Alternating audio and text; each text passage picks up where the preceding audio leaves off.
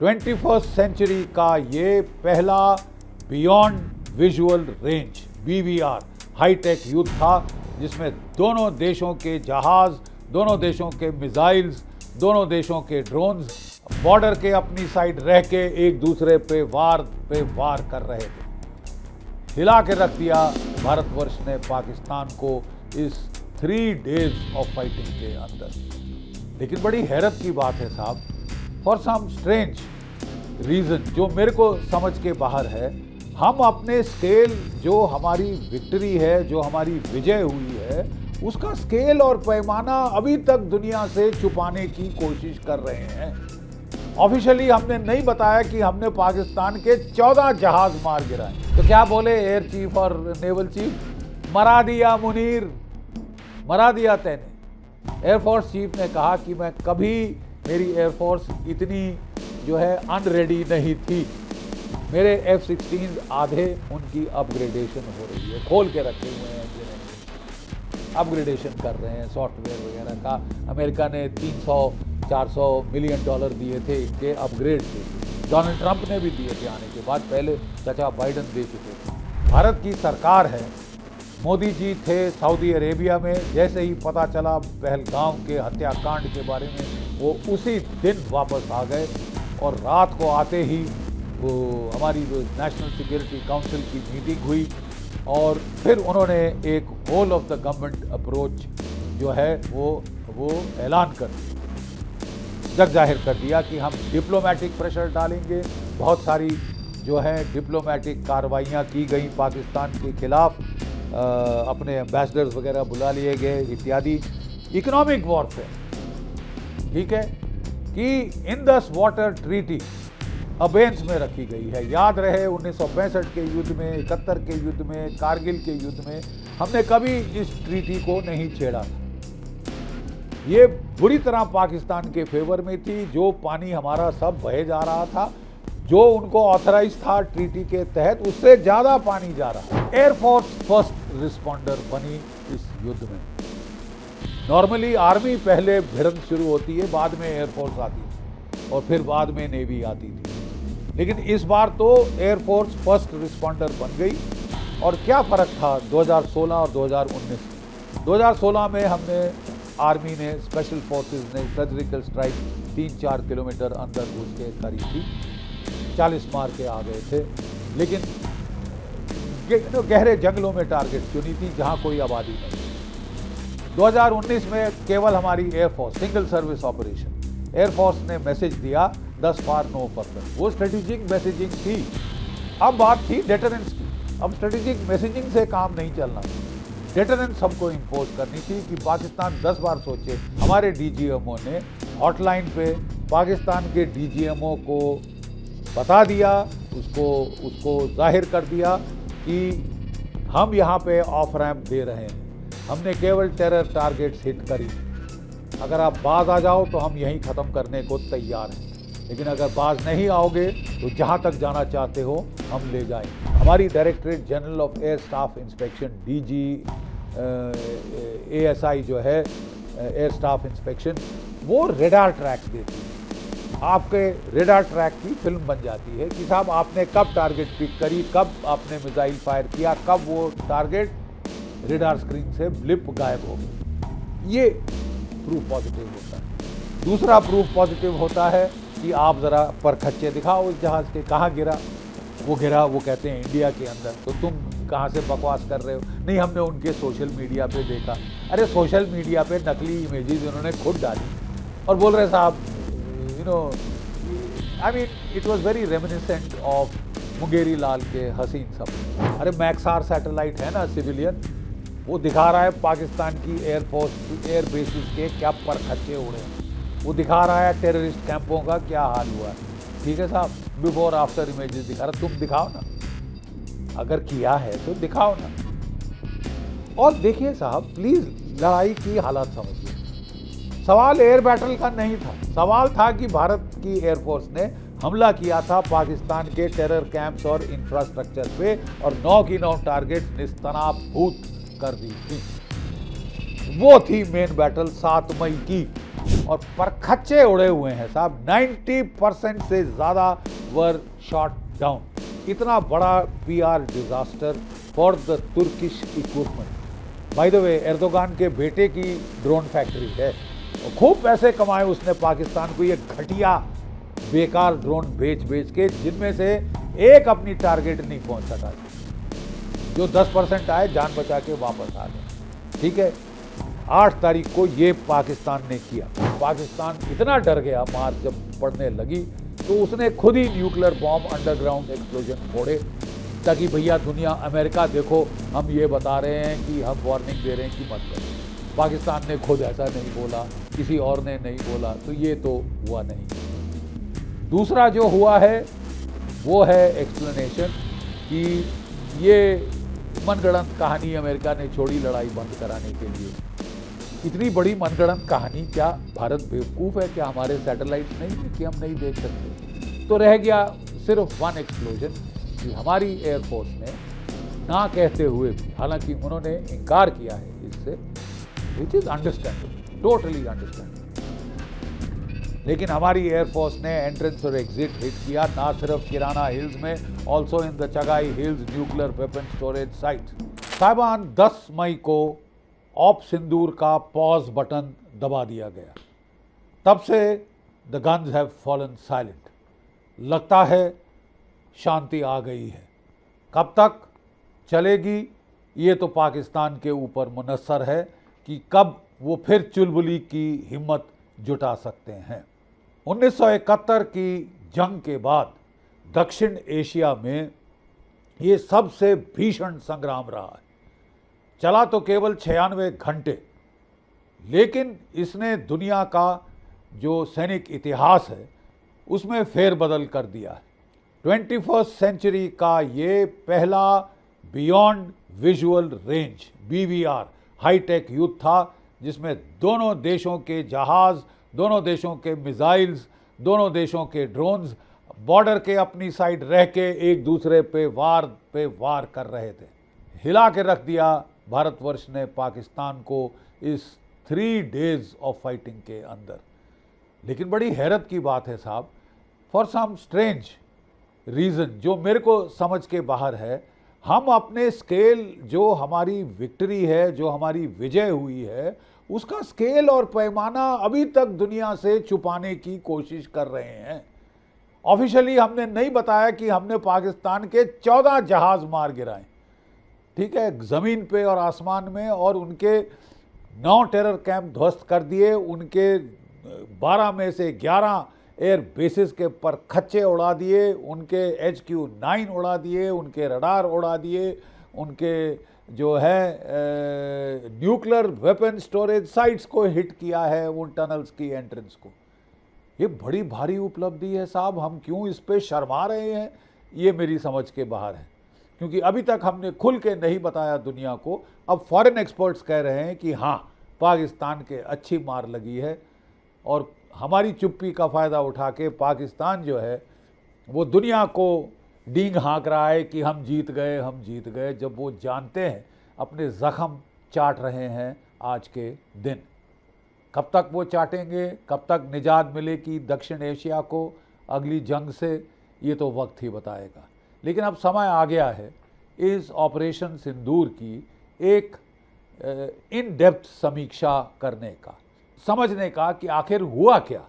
सो फार लोगों को अभी तक क्लियर नहीं है कि एग्जैक्टली क्या हुआ, ब्लो बाय ब्लो इतनी तेज़ी से हुआ, इतना भीषण युद्ध हुआ कि कुछ एक इन्फॉर्मेशन गैप्स अभी तक हमारे पास हैं। धीरे धीरे परत दर परत ये जो राज हैं ये खुल रहे हैं, लड़ाई के राज आएंगे आने वाले महीनों और सालों में, और परतें खुलेंगी और क्या सीक्रेट चीज़ें हैं वो हमें समझ आएंगी। इस युद्ध में हम पाकिस्तान के 8 F-16 ठोक चुके हैं, 2 एवैक्स, एक तो कह रहे हैं ग्राउंड पे ठोका गया बुलारी में, दूसरा की बात चल रही है कि S-400 से मार गिराया है 315 किलोमीटर की रेंज के ऊपर।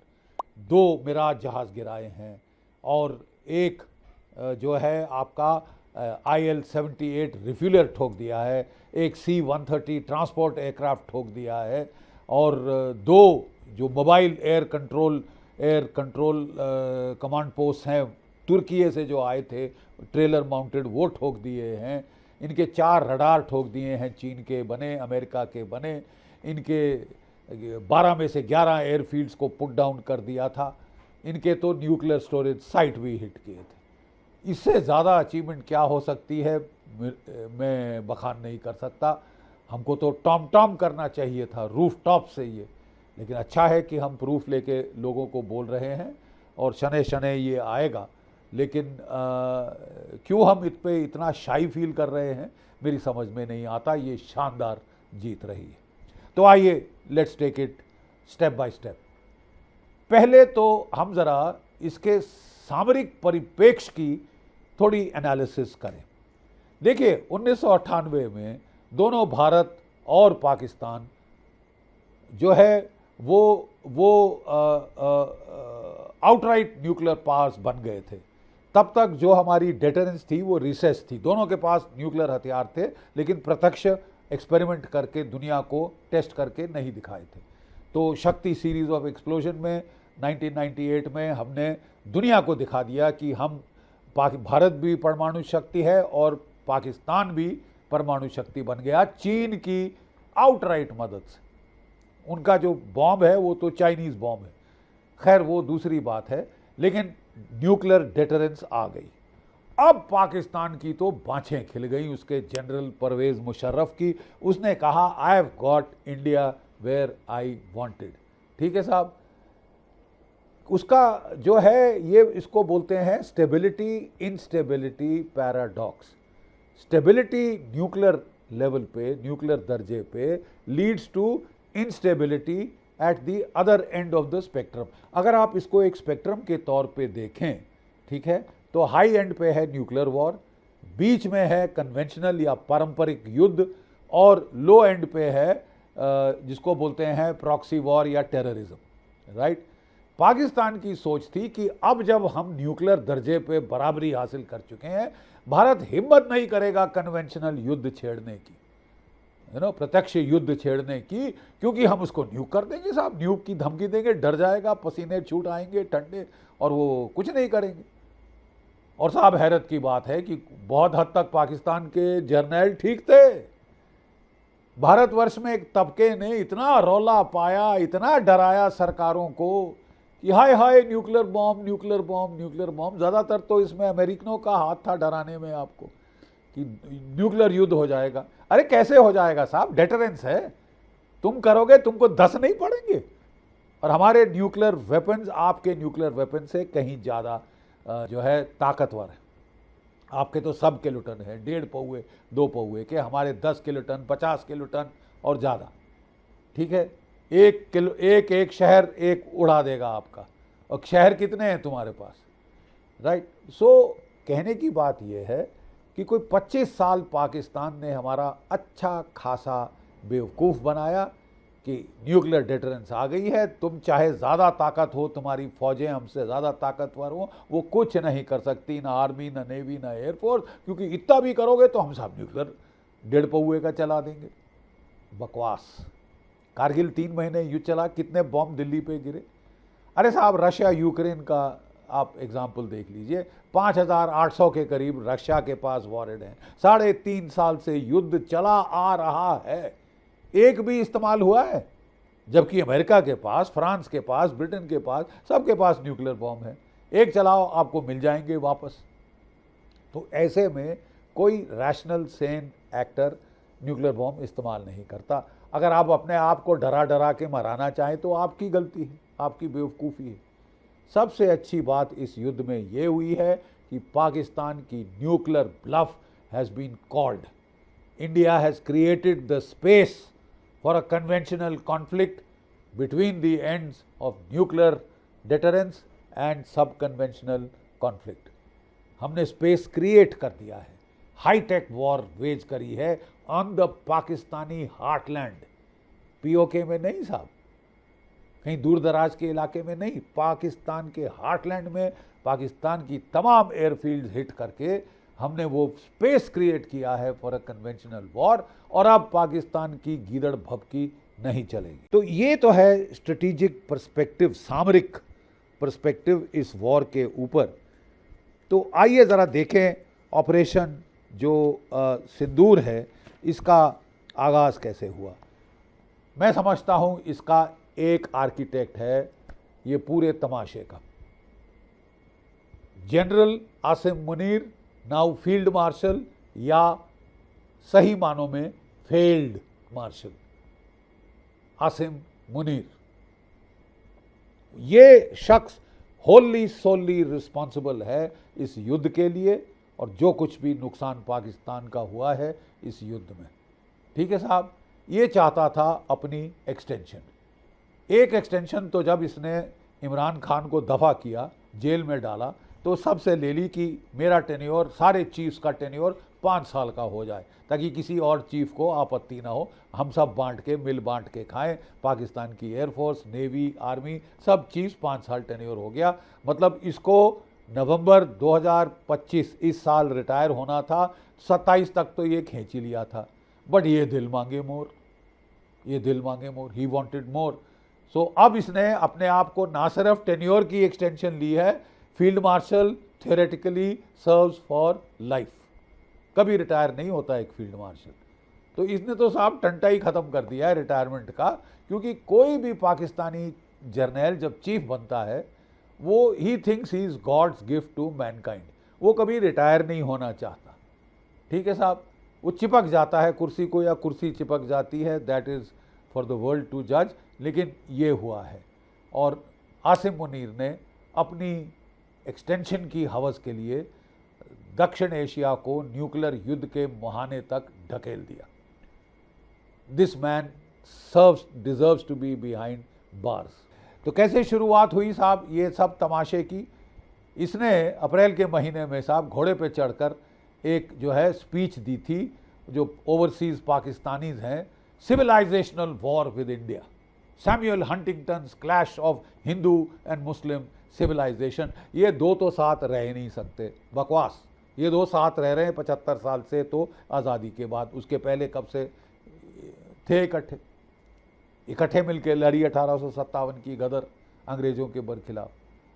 अब बात क्या कर रहे हैं? लेकिन इसने ये अपनी मुल्ला रैंट करी और इस रैंट के ठीक एक हफ्ते बाद साहब पहलगाम की त्रासदी हुई, कम्युनल मैसेकर इन पहलगाम। औरतों के शौहरों को उनके सामने पूछा गया कि तुम हिंदू हो या मुसलमान, तुम कलमा पढ़ो, तुम पतलून खोल के दिखाओ, और बेरहमी से बच्चों के सामने बाप का कत्ल किया। बेचारी 6 दिन की शादी नहीं हुई, उसके सामने सुहाग उजाड़ा हमारी बेचारी बेटियों का, और क्रुंदन रुंदन बिलखती बेटियां हमारे टेलीविज़न स्क्रीन पे आईं और साहब आक्रोश का बम फट गया। मेरे अपने माथे की नसें फट गईं साहब। वो हमारी बेटियां कब तक रोएंगी, कब तक ये तमाशा चलेगा? ज़बरदस्त आक्रोश हुआ। हमारी सरकार ने एक whole of the government approach को फॉलो किया, लेकिन उसके पहले आसिम मुनीर ये सब छेड़खानी करके पहलगाम का प्लान बना के वो चला गया था कजाकिस्तान, ठंडी हवा में थोड़ा सा गर्मी की छुट्टियां मनाने, एक ऑफिशियल टूर के नाम पे। दौड़ा उल्टे पांव बरेली को, दौड़ा दौड़ा वापस आया। अच्छा साहब, आते ही वो मिला अपने एयर चीफ और नेवी चीफ से कि भाई शायद भारत अब बड़ा खफा हो गया है, शायद युद्ध हो सकता है, आप लोग तैयार हो? तो क्या बोले एयर चीफ और नेवल चीफ? मरा दिया मुनीर, मरा दिया तैने। एयरफोर्स चीफ ने कहा कि मैं कभी, मेरी एयरफोर्स इतनी जो है अनरेडी नहीं थी, मेरे F-16 आधे उनकी अपग्रेडेशन हो रही है, खोल के रखे हुए हैं इंजन सारे, अपग्रेडेशन कर रहे हैं सॉफ्टवेयर वगैरह का। अमेरिका ने 300-400 मिलियन डॉलर दिए थे इनके अपग्रेड के लिए, डोनाल्ड ट्रंप ने भी दिए थे आने के बाद, पहले चाचा बाइडन दे चुके थे। तो साहब वो जो है उन्होंने बोला कि साहब मेरे जो JF-17 फाइटर हैं उनमें से आधे के रडार काम नहीं कर रहे, मेरे पास बड़ी प्रॉब्लम है, बड़ी तकलीफ़ें हैं, 5 दिन का एयर टरबाइन फ्यूल है, एविएशन टरबाइन फ्यूल। लंबी लड़ाई खिंच गई तो मेरा क्या होगा कालिया। नेवी चीफ ने बोला कि मुनीर यही मौका चुनना था तेने। मेरी 8 सबमरीन्स हैं, 5 अगस्टा क्लास, 3 मिजेट क्लास। इनमें से साहब आज के दिन केवल 2 चालू हालत में हैं। ओनली 2 सबमरीन्स आर देयर जो कि लड़ सकती हैं। और भारत का एयरक्राफ्ट कैरियर बैटल ग्रुप वो अरब सागर में घूम रहा है। वो कराची पे आया, ब्लॉकेड किया तो मैं कुछ नहीं कर पाऊंगा। I will be able to do nothing whatsoever. ठीक है साहब। एयर चीफ ने भी काफ़ी कुछ कहा कि साहब जो मेरे JF-17 फाइटर हैं, मेरे पास कोई 150 से ज़्यादा हैं, उनमें से केवल 45 हैं जो beyond visual range air to air missile fire कर सकते हैं, और 35 ही हैं मेरे पास J-10C फाइटर जो कि P-15 visual range beyond visual range जो मिसाइल्स हैं वो फायर कर सकते हैं, P-15। उसने कहा कि मेरे को अपनी एयरफोर्स के जो सारे F-16 हैं, पाकिस्तान को बड़ा खतरा है भारत के S-400 रशियन ट्रायम्फ मिसाइल्स का। ये 600 किलोमीटर इनका रडार देख सकता है, 400 किलोमीटर पे ये ठोक सकते हैं टारगेट। तो मेरे टारगेट अगर जो हैं वो पाकिस्तान के ऊपर के कोई भी एयरबेस सेफ नहीं है इनकी मार से। ठीक है साहब। तो मैं तो अपने F-16 उसने कहा मैं पीछे हटा रहा हूं, जो पीछे की एयरफील्ड्स हैं, और पसनी तक लेके जाऊंगा, और मेरे को समुद्र का भी देखना होगा क्योंकि नेवी की बुरी हालत है। उनके बचाव के लिए मेरे को कराची में और पसनी में अपने लाने पड़ेंगे F-16 फाइटर, जकोबाबाद लाने पड़ेंगे, पीछे भेजने पड़ेंगे, आगे लाने पड़ेंगे चीनी JF-17 फाइटर जो इतने अच्छे हैं नहीं। बहुत ही परेशान थे नेवी चीफ और आर्मी एयर चीफ। और फिर जो उसने अपने कोर कमांडरों से बात करी तो वो भी छटपटा गए, तुमने हमको कॉन्फिडेंस में क्यों नहीं लिया। उसके चीफ ऑफ जनरल स्टाफ ने बताया कि पाकिस्तान के वॉर वेस्टेज रेट जो एमुनेशन का है, ठीक है, वो जो वॉर वेस्टेज रेट है वो केवल 7 से 10 दिन का एमुनेशन है लड़ने के लिए। इसमें से भी सोने पे सुहागा कोई जो $320 मिलियन का आर्टिलरी एमुनेशन मीडियम गनों का हमको यूक्रेन को बेचना पड़ा अमेरिका के दबाव के चलते। ठीक है साहब। एविएशन टरबाइन फ्यूल 5 दिन का है।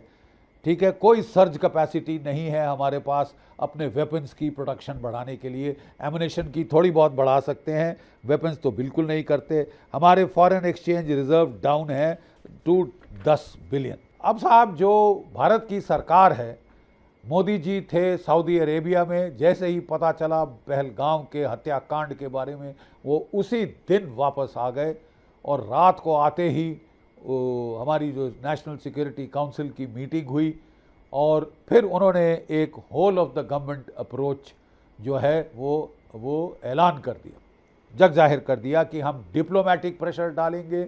बहुत सारी जो है डिप्लोमेटिक कार्रवाइयाँ की गई पाकिस्तान के खिलाफ, अपने एम्बेसडर्स वगैरह बुला लिए गए इत्यादि।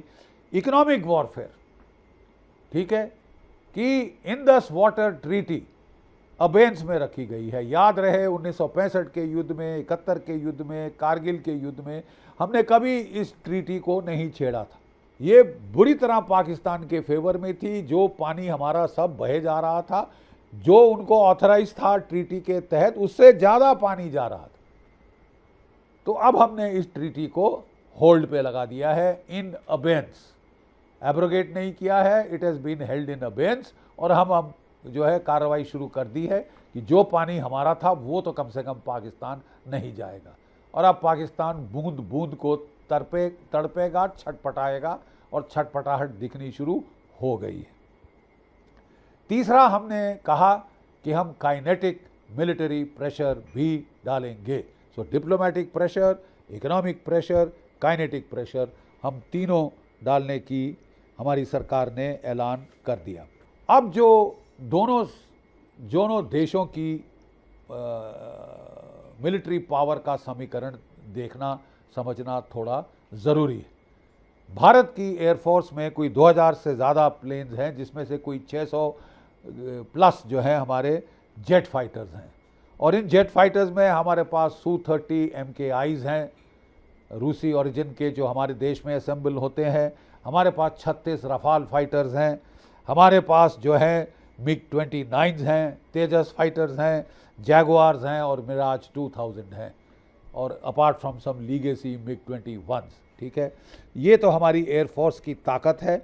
हमको चाहिए थे 42 स्क्वाड्रंस, लेकिन आज के दिन हमारे स्क्वाड्रंस की संख्या 31 पे आ चुकी।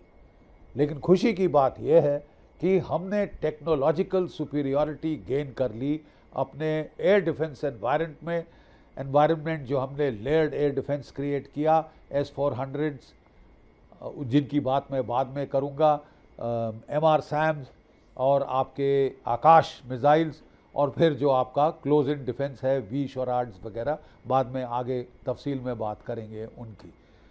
एयरफोर्स फर्स्ट रिस्पॉन्डर बनी इस युद्ध में। नॉर्मली आर्मी पहले भिड़ंत शुरू होती है, बाद में एयरफोर्स आती थी और फिर बाद में नेवी आती थी, लेकिन इस बार तो एयरफोर्स फर्स्ट रिस्पॉन्डर बन गई। और क्या फ़र्क था 2016 और 2019 में?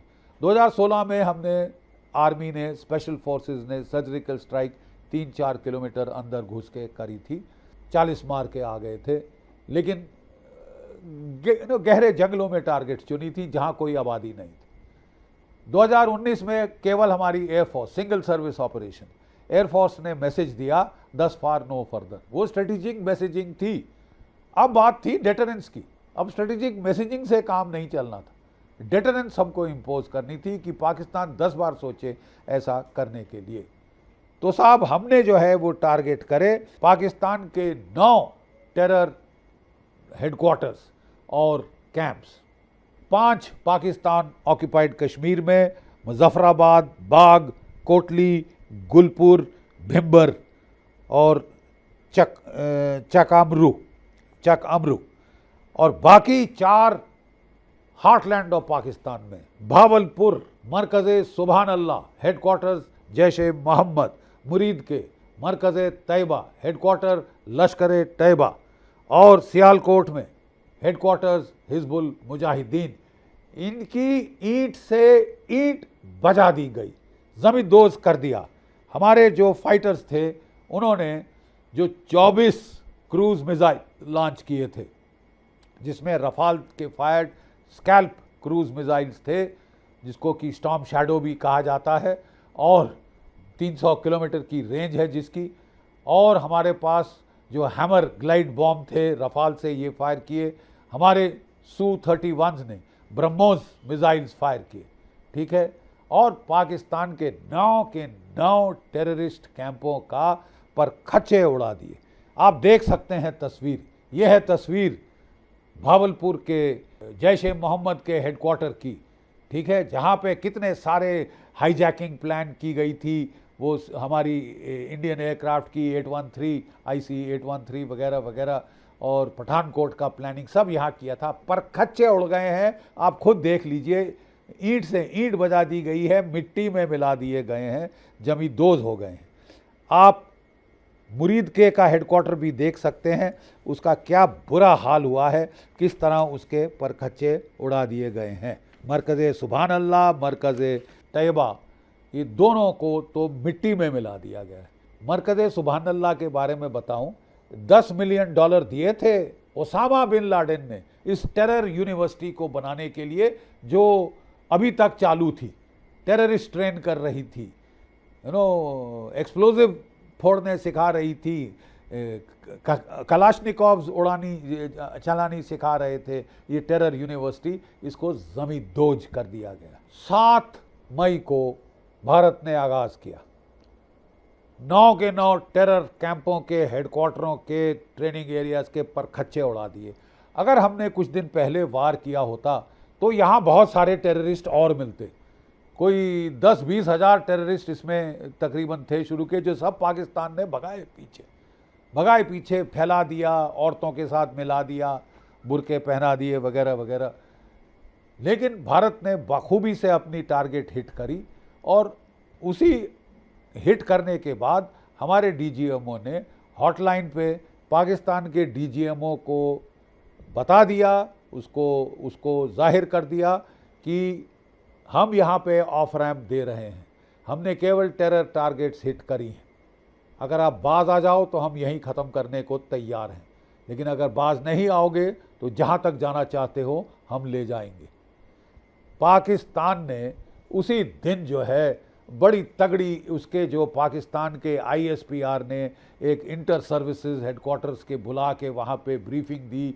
उनके जो एयर ऑप्स के इंचार्ज थे, एयर वाइस मार्शल औरंगज़ेब, बड़ी स्मार्ट ड्रेस डाल के आया और बड़ा बढ़िया पावर पॉइंट उसने बनाया कि किस तरह, आप देखें ज़रा ये पावर पॉइंट, किस तरह इसमें 3 जो है एयर सर्कसेस हैं, वो 3 जो एयर सर्कसेस हैं वो भारत के कोई 60 जहाज़ उठे, फिर 12 और आए, 72 जहाज़ हो गए, हमारे 40 से 50 जहाज़, कोई 120-140 जहाज़ों का इतनी बड़ी एयर बैटल आज तक दुनिया में नहीं हुई। और ये 21st सेंचुरी की पहली बियॉन्ड विजुअल रेंज बैटल है, जब दोनों एयर फोर्सेस अपनी साइड रहीं और क्रूज़ मिसाइल फायर किए और जो है आपके क्या बोलते हैं air to air beyond visual range missile fire किए। बड़ी डींग हाँकी एयर वाइस मार्शल औरंगज़ेब ने कि हमारे जो J-10C चाइनीज़ जहाज़ थे,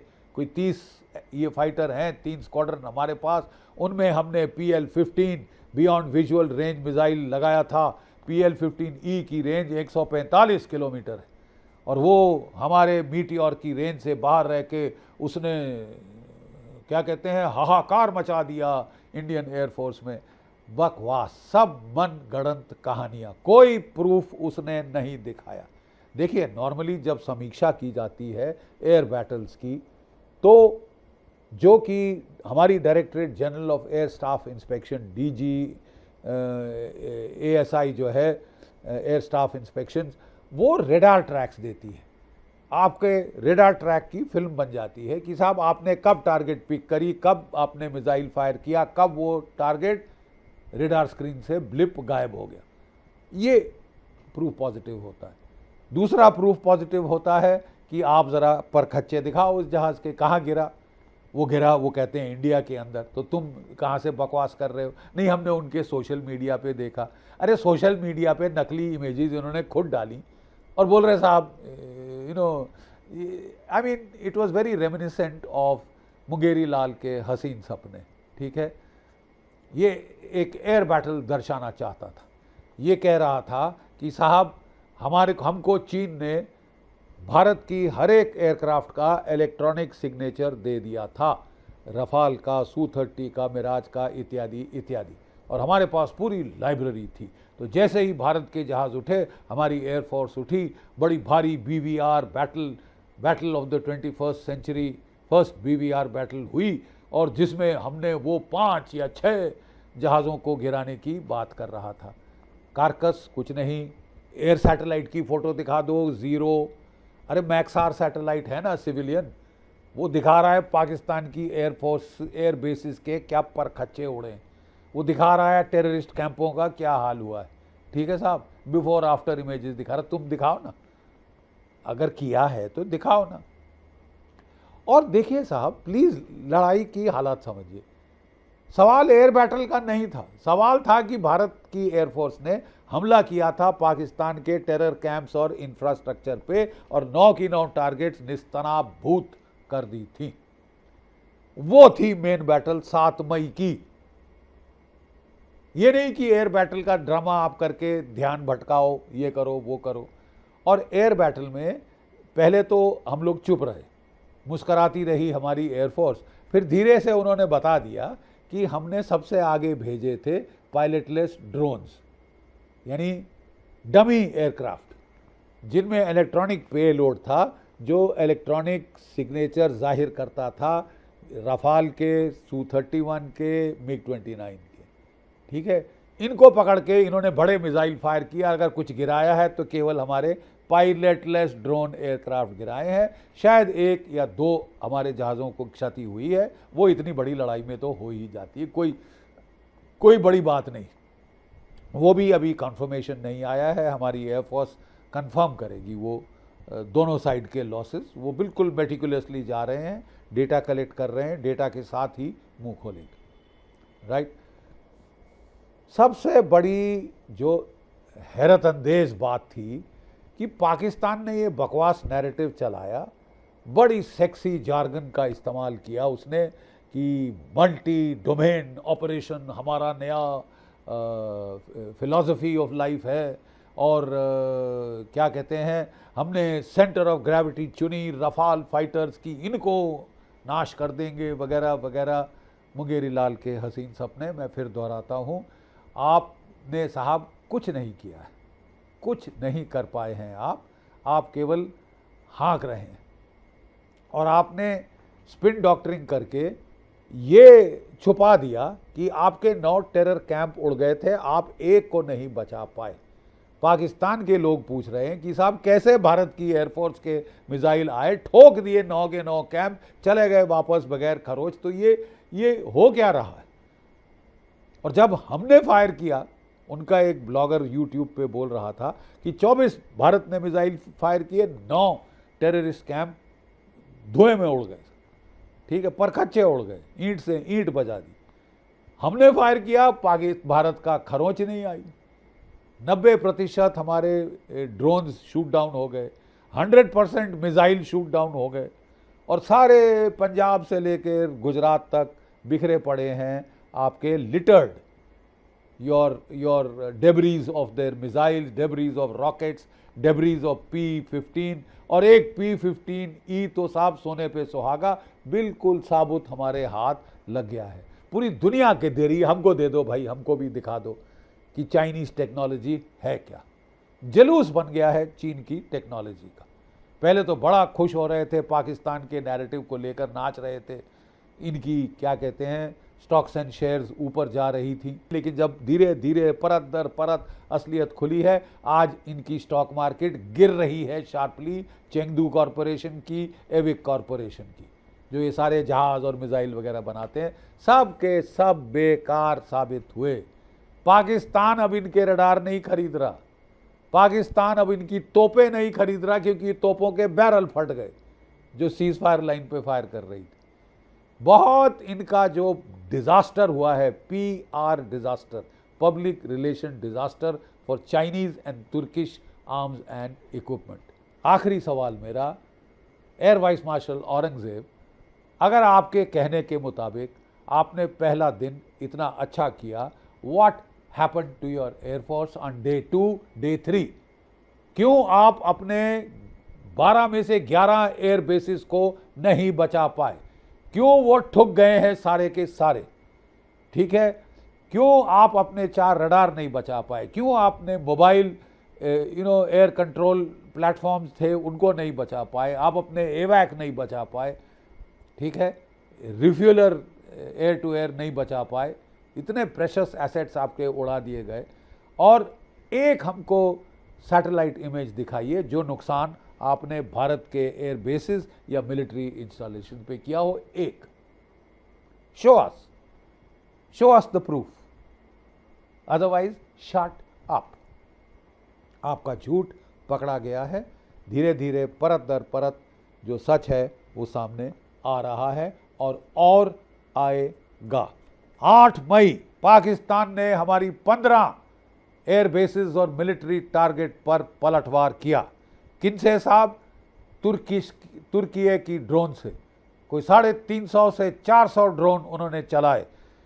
नंबर 1 टारगेट थी उनकी कि वो भारत के जो हमारे रडार हैं, जो हमारे एयर डिफेंस के इंस्ट्रूमेंट्स हैं, वो अपनी फ्रीक्वेंसीज खोलें, दर्शाएं कहाँ कहाँ पे क्या है, इनको कुछ पता चले। यानी प्रोबिंग अटैक्स थे ये, जिसमें इन्होंने बैरक्टर ड्रोन्स का इस्तेमाल किया, बाइकर शिबा ड्रोन्स का इस्तेमाल किया, और परखच्चे उड़े हुए हैं साहब। 90% से ज़्यादा वर शॉट डाउन। इतना बड़ा PR disaster for the Turkish equipment. By the way, Erdogan के बेटे की ड्रोन फैक्ट्री है और खूब पैसे कमाए उसने पाकिस्तान को ये घटिया बेकार ड्रोन बेच के, जिनमें से एक अपनी टारगेट नहीं पहुंच सका था। जो 10% आए जान बचा के वापस आ गए। ठीक है, 8 तारीख को ये पाकिस्तान ने किया। ठीक है, और साहब हमने इनको इस्तेमाल करने के लिए, लोग कह रहे थे कि भारत वो कोई 250 डॉलर का ड्रोन है जिसको गिराने के लिए भारत को S-400 फायर करने का, costing millions of dollars. Shut up. Bharat ने कोई अपने महंगे मिसाइल, ना आकाश, ना बराक मिसाइल, ना S-400 वेस्ट किए ये टॉय ड्रोन्स को गिराने के लिए, ये बेकार ड्रोन्स को गिराने के लिए। शामिल विंग लूंग 2 चाइनीज का, वो तो आधे तो उड़े ही नहीं साहब। वो तुर्की के ड्रोन उड़ तो गए, चाइना के ड्रोन तो उड़े भी नहीं साहब, वहीं पे खराब पड़े थे, वहीं पे हमने जमीन पे ही ठोक दिए इनके ड्रोन्स। मतलब तुम्हारा तमाशा बना दिया है साहब। चीन वालों मत बेचो ऐसे बेकार गधे लोगों को जो तुम्हारा इक्विपमेंट चला नहीं सकते और तुम्हारे इक्विपमेंट की जग जाहिर बदनामी करा रहे, जग जाहिर बदनामी करा रहे। कैसे ठोका हमने ड्रोन्स को? कोई टोटल 3 दिन में 800 ड्रोन चलाए हैं पाकिस्तान ने भारत के बरखिलाफ, जिनमें से कोई मैं समझता हूं 90% से ज़्यादा मार गिराए गए। हार्डली एनी कोई अपनी टारगेट पहुंचे। कहीं कोई गांव में बम फोड़ दिया, कहीं कोई अस्पताल के ऊपर बम फोड़ दिया, कहीं किसी स्कूल पे बम फोड़ दिया। बकवास। Nothing tangible they have been able to achieve. और कैसे ठोका हमने उसको? हमारे लीगेसी सिस्टम से। लीगेसी सिस्टम जैसे कि आपके सामने L-70 है, ZU-23 हमारी गन है, क्वाड हैं, शिल्का हैं, इगला जो कि शोल्डर फायर्ड मिसाइल्स हैं। ये क्लोज इन डिफेंस सिस्टम से हमने ठोक दिया। L-70 गन्स को हमने अपग्रेड किया था, शिल्का ZU-23 गन्स को हमने अपग्रेड किया था, लिंक किया था अपने air defence radar integrated air defence system के साथ, जो कि लिंक था हमारे सैटेलाइट्स, नैविक सैटेलाइट्स के साथ, आकाश तीर सिस्टम के साथ लिंक किया। इंडियन टेक्नोलॉजी जिसने एक RMA revolution in military affairs कर दी है दुनिया के सामने। ठीक है साहब, रेवोल्यूशन इन मिलिट्री अफेयर्स कर दी। और इसके चलते हमने जो 90% ड्रोन्स को शूट डाउन किया इस लो लेवल एयर डिफेंस से, लीगेसी जो हमारे वेपन्स थे उनके साथ। पाकिस्तान जब बाज नहीं आया, हमने पाकिस्तान को क्लियर ऑफ रैंप दिया था, लेकिन जब पाकिस्तान बाज नहीं आया तो 8 तारीख को ही हमने पलटवार शुरू किया अपनी एयरफोर्स से। हमने अपने हिरॉन और दूसरे जो इजरायली ड्रोन्स थे, हेरोप, जो कि रडार सीकिंग ड्रोन्स हैं, रडार की जब रडार खुलते हैं उनकी रेडिएशन पे होम इन करके रडार के परखच्चे उड़ा देते हैं, हमने वो फायर किए। पाकिस्तान ने बचाव के लिए अपने रडार खोले और तब भी हमने इस्तेमाल किया डमी ड्रोन्स का, डमी पायलटलेस टारगेटेड एयरक्राफ्ट का, लक्ष्य टारगेट एयरक्राफ्ट का, जिसमें कि हमारे इलेक्ट्रॉनिक सिग्नेचर्स थे।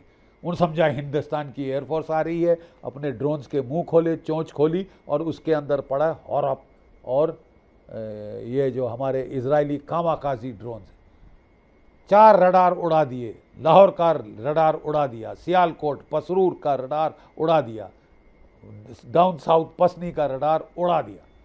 ठीक है साहब। और फिर हमने इनकी एयरफील्ड्स को हिट करना शुरू किया, इनकी एयरफील्ड्स को हिट करना शुरू किया। 8 की रात, 9 की रात और 10 की रात। ठीक है। और हमने, अब आप देखें इस स्लाइड के ऊपर, ये जो हमने एयर बेसिस को हिट किया वो मैं आपके सामने समझाऊंगा। ये आपके 12 एयर बेस हैं पाकिस्तान के टोटल, जिनमें से हमने 11 को ठोक दिया। स्कर्दू का एयर बेस नॉर्थ में, ठीक है, और उसके अलावा जो इनका नूर खान का एयर बेस है रावलपिंडी और इस्लामाबाद के बीच, ये इनका क्राउन ज्वेल है, सबसे इम्पॉर्टेंट एयर बेस है।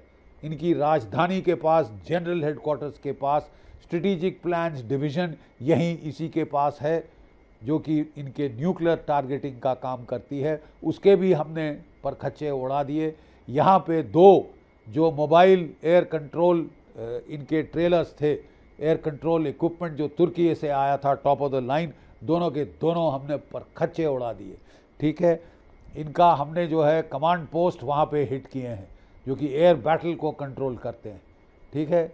और वहाँ पे इनका जो VIP एयर स्क्वाड्रन है वो था, इनके C-30 ट्रांसपोर्ट थे, IL-78 रिफ्यूलर्स थे, इनके पास F-16 थे वहाँ, इनके पास जो है JF-17 थे वहाँ स्क्वाड्रन्स, ठीक है। अच्छी मार पड़ी है साहब यहाँ पे खासकर।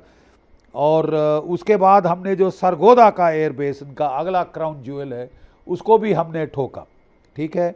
इस एयरबेस के अंदर यहाँ पे F-16 इनका स्क्वाड्रन था और इसके पीछे है किराना हिल्स, जहाँ 10 तारीख को हमने इनका जो न्यूक्लियर वेपन स्टोरेज साइट की टनल थी उसको हिट कर दिया। क्यों, मैं बाद में आपको समझाऊंगा तफसील के अंदर, ठीक है। और इसके अलावा हमने जो है सियालकोट एयरबेस को हिट किया और हमने जो है भोलारी एयरबेस को हिट किया, रहीम यार खान के एयरबेस को हिट किया और इनके 11 एयरबेसेस को टोटल हमने हिट किया। भोलारी एयरबेस में तो हमने इनका हम मॉनिटर कर रहे थे अपने सैटेलाइट से, जैसे ही इनका एवैक विमान उतरा और भोलारी के एयरबेस के हैंगर के अंदर गया, हमने पिन पॉइंट जो है ब्रह्मोस से स्ट्राइक करी और परखच्चे उड़ा दिए। मारा गया स्क्वाड्रन लीडर और 5 जो कि डाउनलोड कर रहे थे डेटा एवैक में से, साब 2000 स्वीडिश एवैक से, और 40 और घायल हुए वहाँ पे एक हैंगर में। बात की जा रही है, हमने बताया कि 4 जो है इनके F-16 फाइटर वो भी ग्राउंड पे ठोक दिए गए। ग्राउंड पे ठोका गया IL-78, ग्राउंड पे ठोका गया C-70 और 4 इनके जो थे F-16 वो ठोके गए air to air beyond visual combat range हमारे मिसाइल से, और 2 ठोके गए मिराज। अब ये आप स्क्रीन के ऊपर देखिए सरगोदा का एयरबेस बिफोर एंड आफ्टर। हमने केवल क्लेम्स नहीं किए साहब पाकिस्तान की तरह, हमने विजुअल सैटेलाइट इमेजरी दिखाई है। और अब ये सैटेलाइट इमेजरी न केवल हमारी, लेकिन जो मैक्सार हाई रेजोल्यूशन सैटेलाइट्स हैं कमर्शियल, वो भी अब बिफोर एंड आफ्टर की पिक्चर्स दिखा रहे हैं। ये देखिए सरगोदा का एयरबेस, ये देखिए भोलारी का airbase before and after. Sargodha के एयरबेस के बीच तो ठीक 20 मीटर का क्रेटर कर डाला, जहाँ 2 एयर स्ट्रिप्स उनकी ऐसे मिलती हैं ताकि कोई भी F-16 फाइटर इनके न्यूक्लियर वेपन लेके उड़ान ना भर सके। इनके कोबरा के दांत, न्यूक्लियर टीथ, उनको हमने उखाड़ लिया है, बाहर खींच दिए, ठीक है। और किससे? अपने ब्रह्मोस मिसाइल से। असली हीरो इस युद्ध का हमारा ब्रह्मोस मिसाइल है जो आप स्क्रीन पे देख रहे हैं।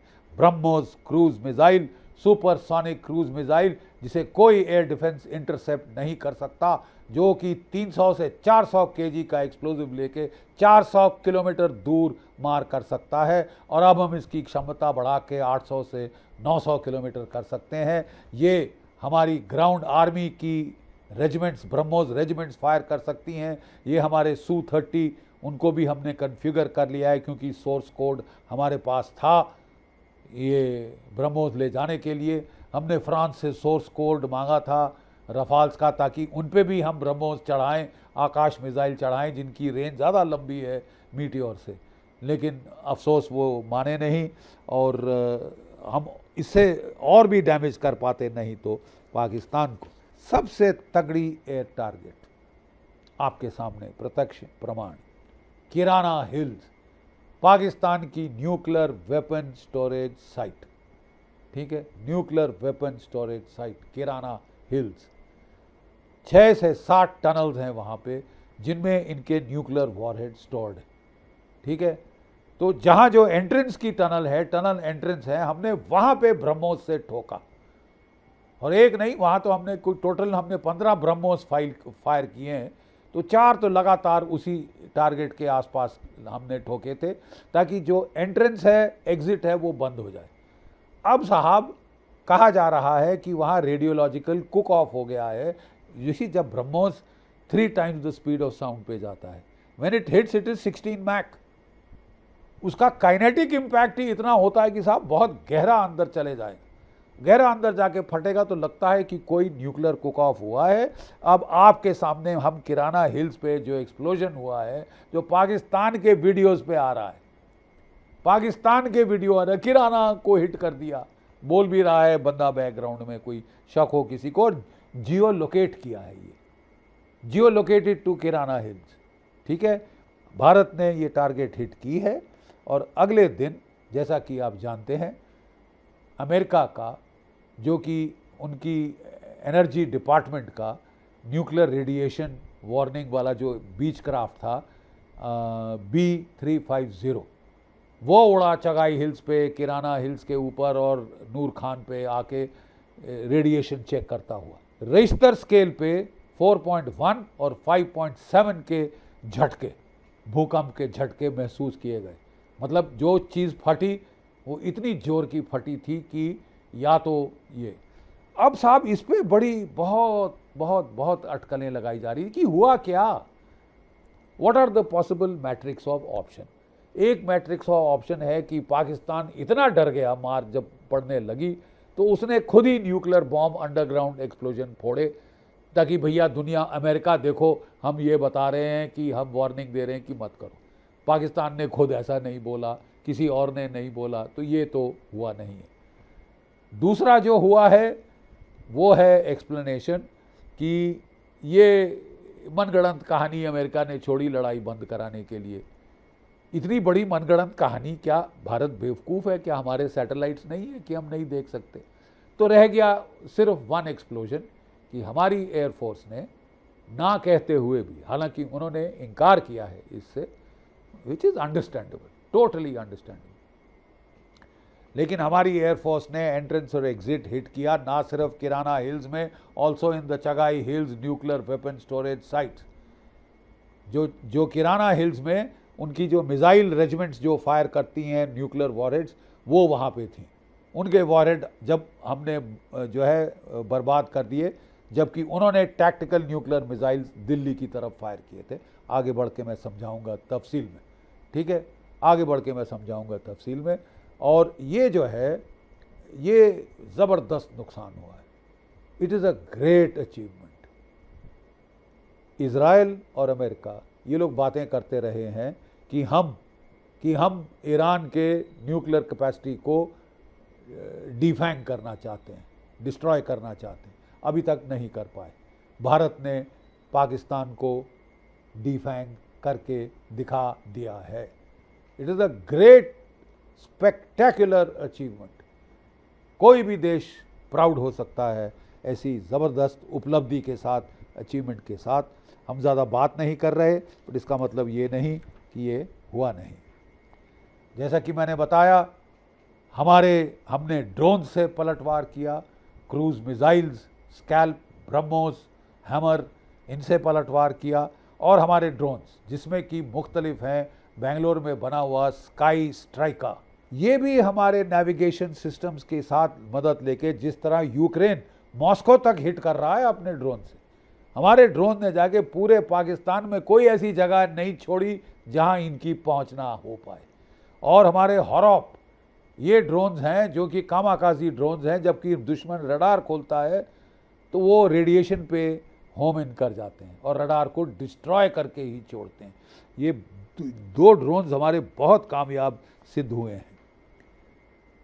लड़ाई के आखिरी दिन पाकिस्तान ने डेस्परेशन में अपने जो हैं टैक्टिकल बैलिस्टिक मिसाइल्स हम पर फायर किए, ठीक है। टैक्टिकल बैलिस्टिक मिसाइल फतेह 2, शाहीन 2।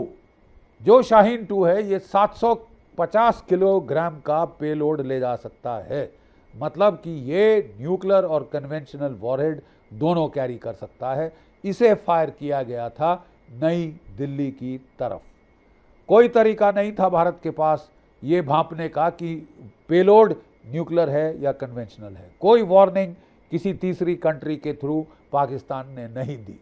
इसलिए हमने अपने S-400 इस्तेमाल करते हुए इसे मार गिराया सिरसा के पास। इसके परखच्चे आप जाके देख सकते हैं, there for the world to see. Tactical ballistic missile shot down. Fateh 2 fire किया था इन्होंने अमृतसर हमारे जो अमृतसर का जो दरबार साहिब हैं उनकी तरफ फायर किया था, ठीक है। और इसके भी पर खच्चे उड़ा दिए गए, ठीक है। लेकिन टैक्टिकल बैलिस्टिक मिसाइल को शूट डाउन करना कितनी बड़ी उपलब्धि है आप समझिए। इंटरकॉन्टिनेंटल बैलिस्टिक मिसाइल को शूट डाउन करना ज़्यादा आसान होगा, क्योंकि वो लंबी फ्लाइट पाथ होती है, कम से कम 15-20 मिनट का वार्निंग टाइम आधे घंटे का मिल जाता है। यहाँ तो सेकंड का टाइम नहीं मिलता, इंटरमीडिएट रेंज बैलिस्टिक मिसाइल में भी ज़्यादा टाइम मिल जाता है।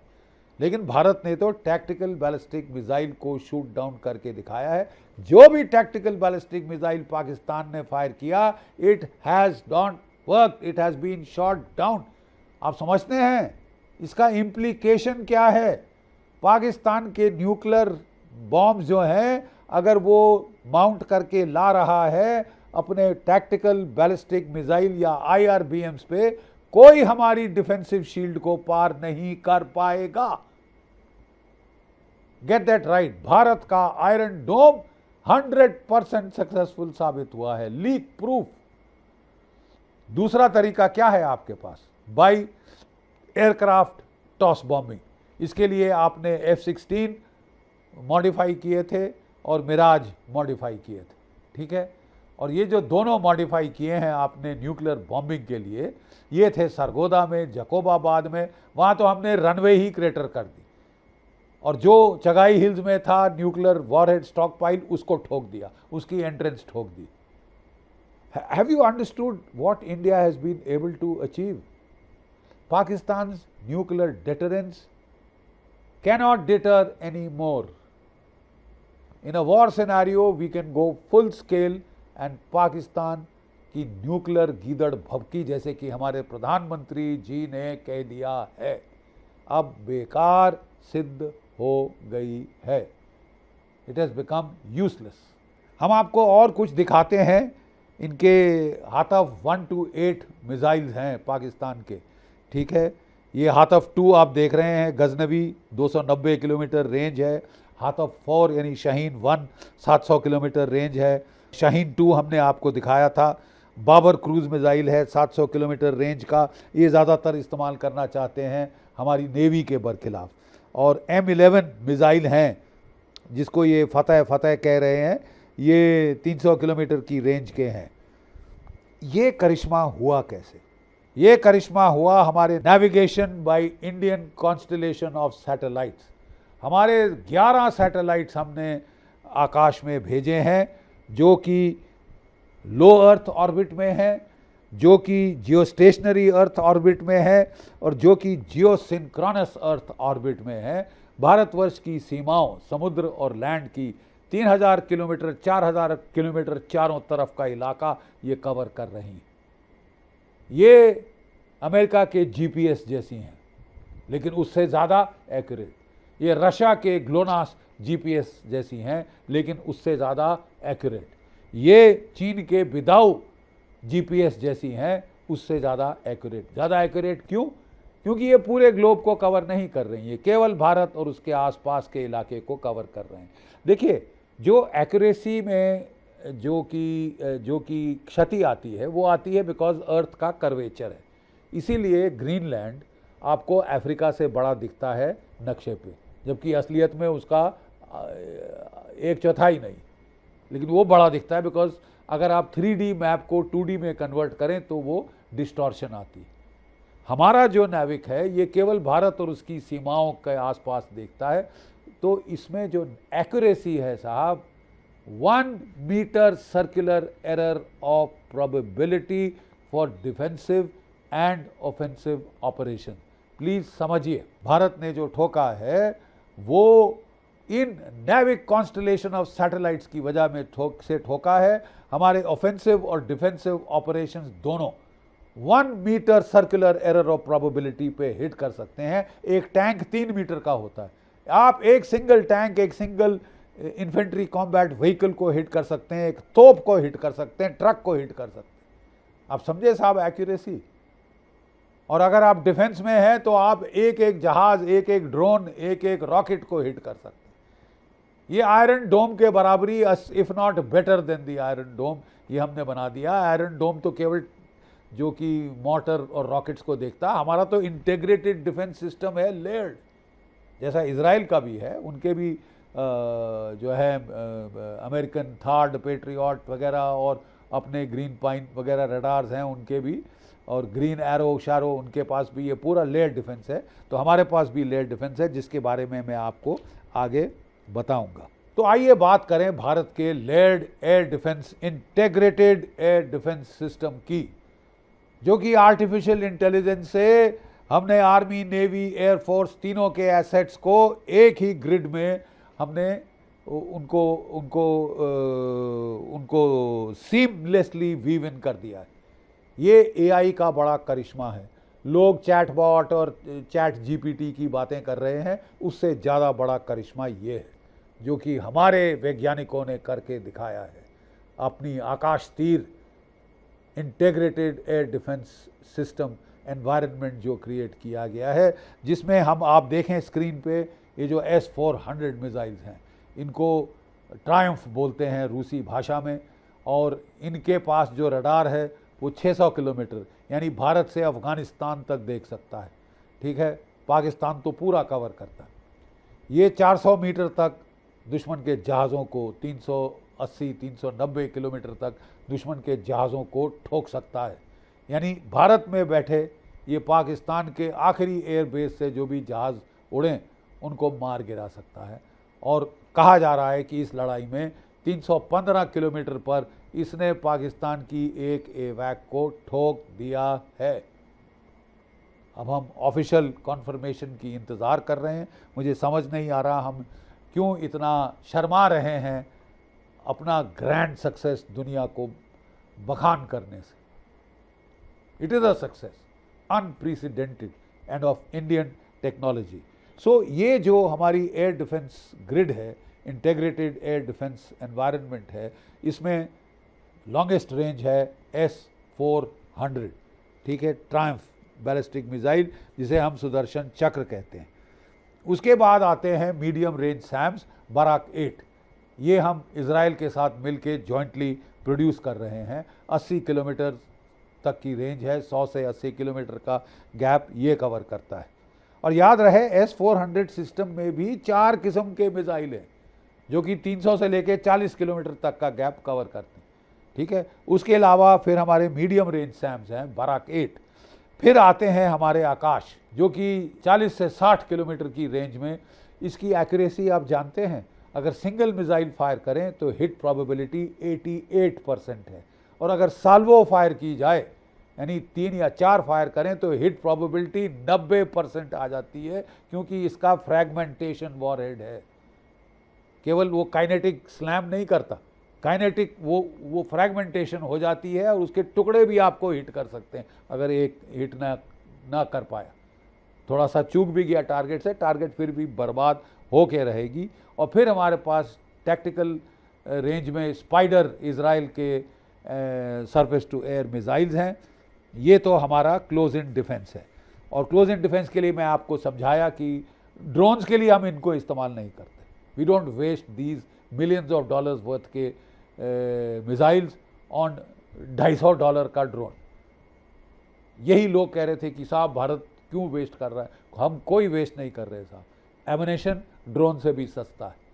और हमने जो लीगेसी सिस्टम L-70, ZU-23 इनको मॉडिफाई कर लिया है, इंटेग्रेट कर लिया है एयर डिफेंस एनवायरनमेंट में। इनको exact true picture second by second मिलती है हमारे नाविक सैटेलाइट कॉन्स्टलेशन से।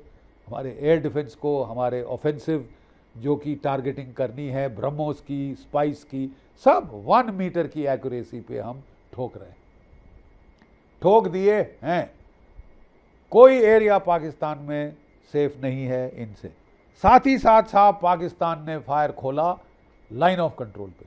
हमने तो इनके बाजवा साहब के गिड़गिड़ाने पर सीज फायर दिया था on the line of control, और वो कोई 5-6 साल चला साहब।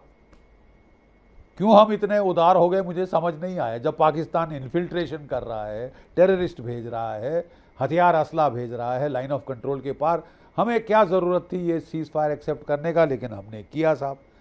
पाकिस्तान के पास एमुनेशन की कमी है। सबसे आसान तरीका एमुनेशन खलास कराने का कि फायर खोलो ज़रा LC पे मीडियम गनों से, ठीक है, और ख़त्म कर दो पाकिस्तान का एमुनेशन।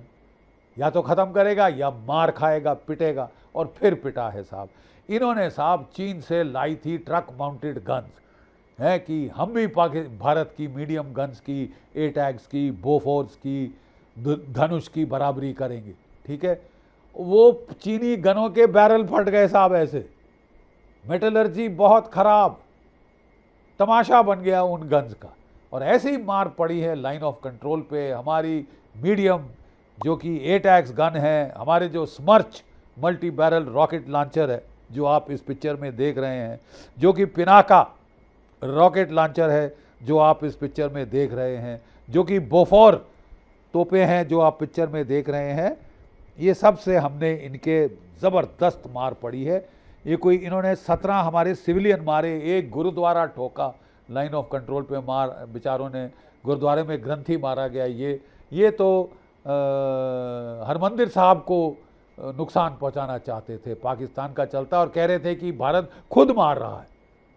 मतलब झूठ की भी कोई परिकाष्ठा होती है साहब, कोई मतलब क्रेडिबल तो होना चाहिए ना, झूठ ऐसा बोलिए जो कि सफ़ेद झूठ ना लगे। हमारी नेवी ने कमाल करके दिखाया है, हालांकि एक्टिव ऑपरेशन में इन्वॉल्व नहीं हुई। हमारा aircraft carrier battle group Vikrant कोई 26 से 30 जहाज़ों के साथ कराची के बंदरगाह के पार बैठा था ताकि वो वहाँ पे ब्लॉकेड कर सके, ठीक है। हमारे पास 2 aircraft carrier, 18 conventional submarine, 3 nuclear submarine, 3 missile destroyer और 14 मिसाइल फ्रिगेट्स हैं। और हम बहुत सारे एयर एसेट्स पाकिस्तान के टाई डाउन कर दिए सी फ्लैंक की तरफ।